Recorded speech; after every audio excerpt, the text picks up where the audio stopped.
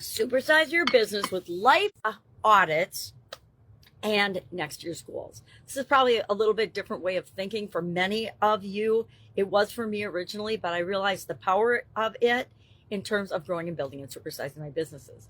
And that is applying the life framework that I use for myself in my personal life and overlaying that with my business life and just considering my business growth and efforts in each of these different areas as well. Now today, for the Let's Grind Challenge, we're reviewing the emotional growth area and aspects of our life. We're going back to February, which is the month we focused on emotional growth, and we're looking at what we did. We're auditing what we did, what worked. We're capturing the lessons learned and assessing where we're at in terms of this year's goal.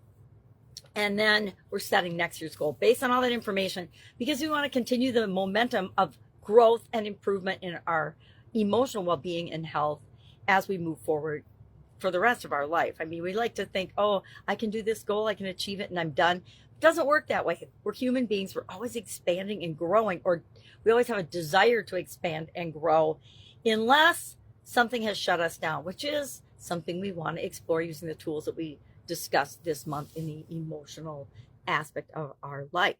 So today, I challenge you to think about this with respect to your business. Has your business, if you were doing a emotional well-being health checkup on your business right now, what would it look like? What would that audit look like? What would be the key lessons learned that you've had from this year with respect to handling things emotionally, or how emotions impact how we handle things in our business?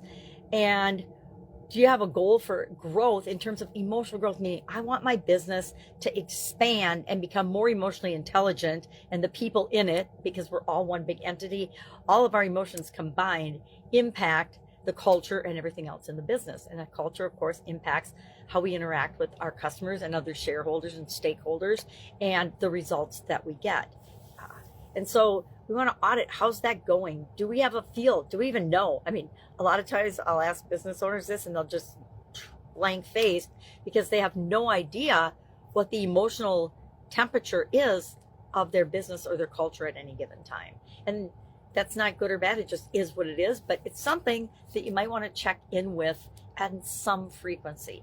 We actually do this audit for our businesses annually for sure, and make sure that we're moving in the direction we want to move for each of the different areas and aspects of our business, as well as each of the different areas and aspects of our personal lives, because we bring ourselves to our organizations, right? We bring ourselves to our businesses. And so the healthier we are in all the different areas and aspects of the life framework, the healthier our business will be, because we're bringing a healthy person to run that and organize that and lead that.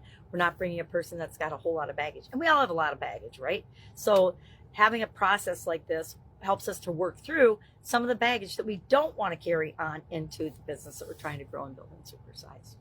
So today we're doing that, and I'm doing it for my business. What baggage, what fears, and we'll cover that more under mental. But over the next 9 days, that's what we're going to look at, and I'm going to challenge you to look at. Excuse my voice. Mine will be winter weather and the ability to talk. So today, just spend a couple of minutes thinking about what is the emotional temperature of your business right now.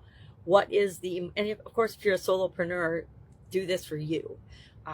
But if you've got other people involved, go ahead and ask them to do an emotional check. Ask them how they think the business is doing. Is it expanding? Is it contracting?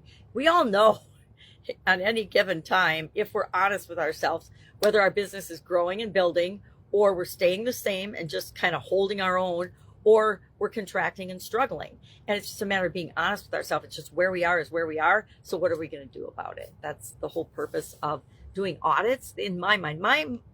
My personal take on audits they are one of the best learning tools we can use to build and grow and supersize our business. Audits in any area and aspect of our business. Sometimes it doesn't always feel like that, especially if you've been through a couple of IRS audits.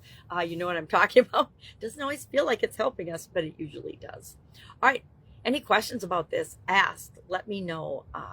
If you don't have a way to audit your emotional well-being and your emotional health, ask. I'll share what I do and what we do in our businesses. Otherwise, go out, make it an awesome day, and I'll, of course, be with you tomorrow.